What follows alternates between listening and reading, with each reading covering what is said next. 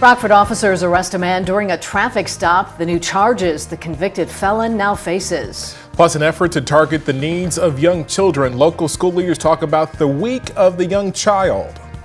And a NASCAR driver set to sport some Rockford pride. What Josh Bilicki will drive in this month's race at Rockingham Speedway. Live from WTVO 17.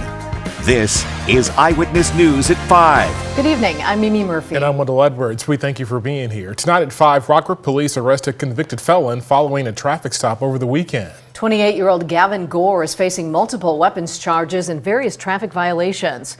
According to police, scope officers found a loaded handgun while searching Gore's vehicle near 18th Avenue and 8th Street late Saturday night. Authorities also say he was driving with a suspended license. Gore was taken to the Winnebago County Jail. Fire crews responded to reports of a gas leak in Rockford only to discover another incident nearby that needed their attention. At around 1:30 this afternoon, firefighters arrived at Pliantsense Avenue for the leak. NICOR gas was called to the scene to assist. But as responders went door to door to speak with homeowners, they discovered a fire in the basement of a home. Firefighters noticed here in the 700 block that we had heavy smoke coming from a basement area, and contact was made with the homeowner, and it was a working basement fire contained to one room. Minimal damage at this time and is still under investigation. There were no injuries to firefighters or any residents. Multiple state line fire departments were called to a house fire in South Beloit this morning. Crews from Rockton, Roscoe, and Loves Park responded to reports of a fire on Getchow Avenue. This was around 9:15. You can see heavy damage to both floors of the home. We'll bring you more information on this story as soon as we have it. Tonight, the Oklahoma Sheriff's Office is investigating how a man was killed in a rollover crash in Rochelle. 55-year-old Douglas Carr was driving westbound on Illinois Route 64. This was Saturday morning when investigators say he crossed the center line, before driving into a ditch. He was taken to a Rochelle hospital where he later died. This week, some schools are focusing on the Week of the Young Child. It's an effort to target the needs of young children and to recognize early childhood programs and services. Eyewitness News reporter Tyler Sorensen met with local school leaders to talk about those efforts. Tyler? Yeah, Wendell, Mimi, each day this week will have its own theme, showcasing how different skills can help in early childhood development. Today's theme was Music Monday, showcasing how music can help kids with rhythm, words, and even some math concepts, with the principal at Summerdale Early Childhood Center saying that they use music almost every day to help in early childhood development.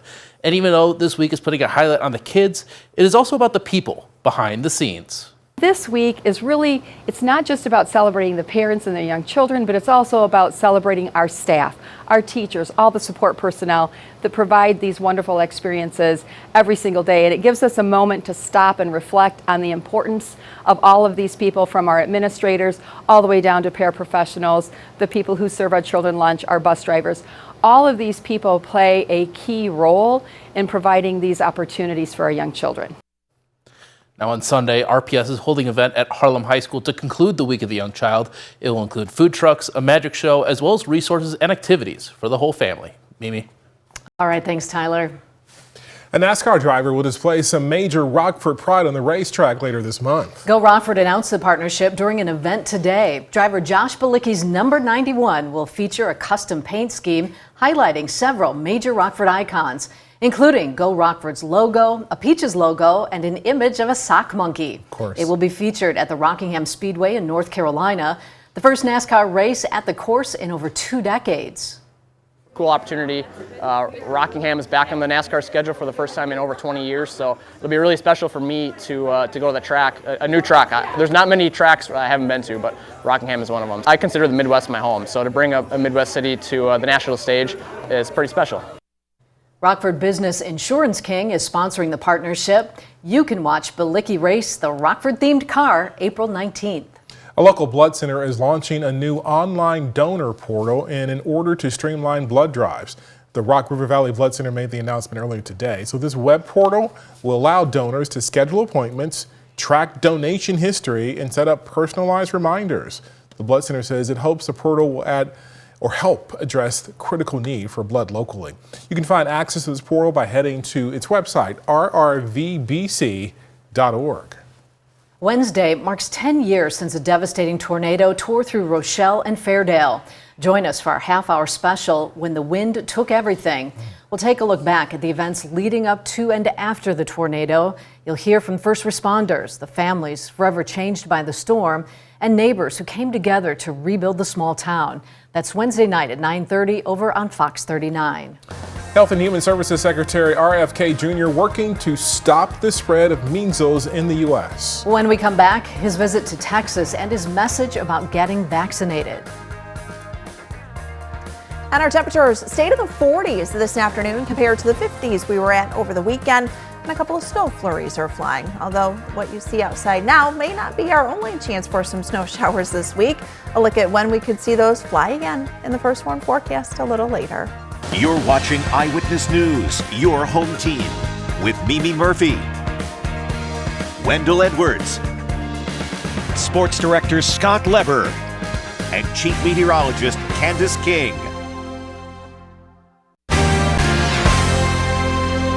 Health and Human Services Secretary Robert F. Kennedy Jr. was in Texas over the weekend following the death of another child due to the ongoing measles outbreak. Kennedy, a vocal advocate against many vaccines, is now encouraging Americans to get the measles vaccines. Raquel Martin has more.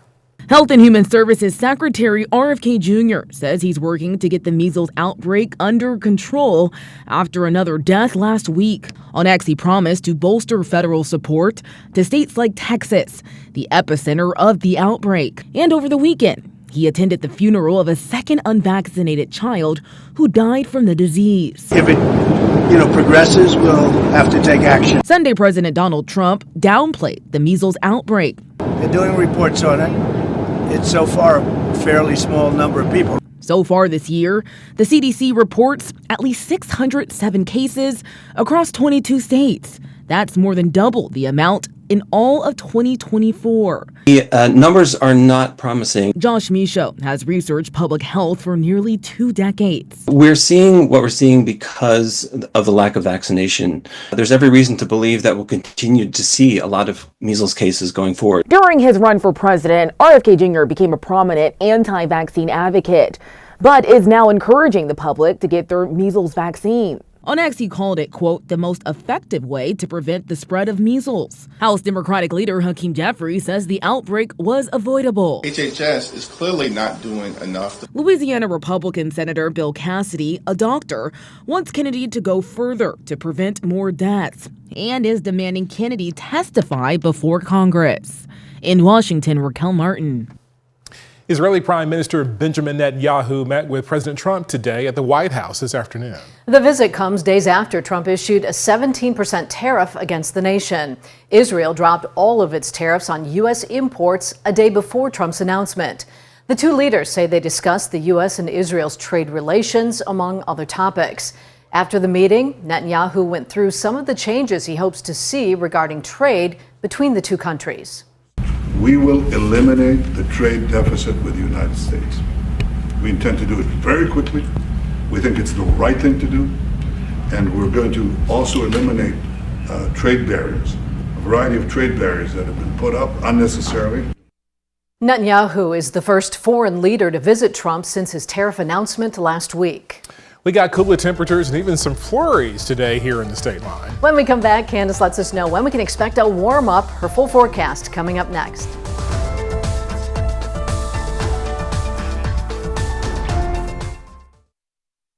Now, your first warn weather forecast from Chief Meteorologist Candace King.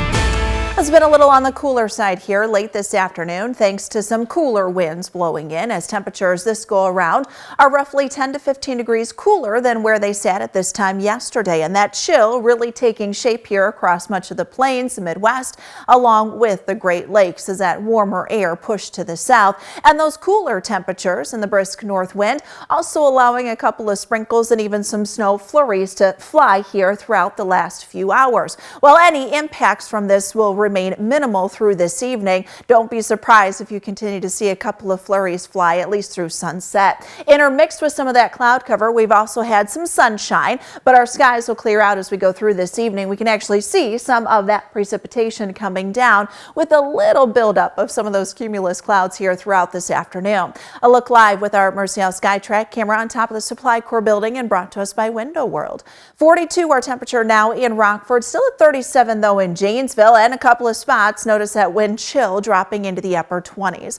Our weather watcher Jean this last hour down in DeKalb, 39 degrees, a wind coming in at 13 miles per hour. Pressure slowly rising for our weather watcher Terry down in Genoa, but that north wind at 21 and a current temperature which sits at 40. Underneath the clearing sky tonight, those overnight lows will drop down into the low 20s, so it will be a colder night tonight, but we will clear out and see sunshine for the better part of our Tuesday. With that comes a little less in the way of wind, so that is nice because even though temperatures are still 10 to 15 degrees below average for tomorrow, we'll be dealing with a little less wind. So that'll be a plus despite some of those cooler afternoon temperatures.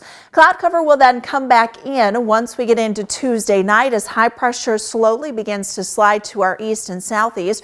Winds will shift back around to the south Tuesday night. This will be ahead of our next low pressure system that for the most part will pass down to the south of us, but will increase some of that precipitation. So while most of Tuesday night is expected to stay dry, we could see some light precip begin to move in by early Wednesday. This should stay light with minimal impacts, but there could be a couple of snow showers mixing in. Wednesday afternoon, our temperatures are warm enough to support mostly liquid precipitation, so scattered rain showers throughout the afternoon. As that low travels just to the south of us, our temperatures will sit in the 40s. As that low continues, winds then turn to the east. We might be able to pull in just enough cool air to the north and north of the state line to perhaps allow for another chance for a rain-snow mix once we get into Wednesday night, with then a couple of scattered rain showers continuing throughout the afternoon once we do get into Thursday. After that, we'll hold on to some cloud cover by Friday afternoon as temperatures slowly climb. Next several days are expected to stay below average, but once our winds turn back around to the south, we'll feel those numbers climb back into the 60s. Warm front comes in late Saturday into Sunday, so high temperature on Saturday, right around 60 degrees. Sunday will come with a little bit of a breeze out there, but with that warm front, we'll see temperatures climb into the mid and upper 60s. Now, there is a cold front that comes in early next week, so Monday's temperature depends on how fast that cold front comes in. I don't think we get a big drop behind it. Right now, left is at 60, but that number could go up if that front is a little slower. Candace, thank you. Scott's next with sports. The Cougars and the Gators are set to battle for college basketball's national championship tonight. And Kyle Tucker and the Cubs are ready to face another red-hot baseball team tonight at Wrigley Field.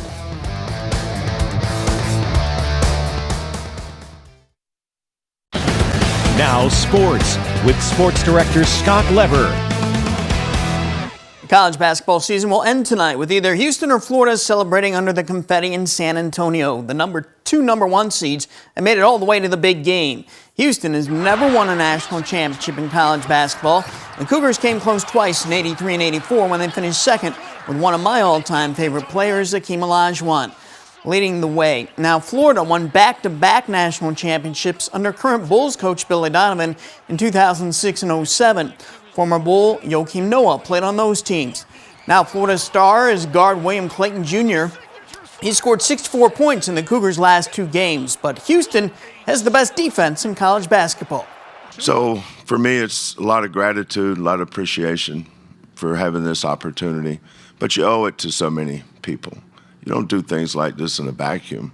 You know, I've got a great team. Got a great staff. They're the best defensive team in America, and they have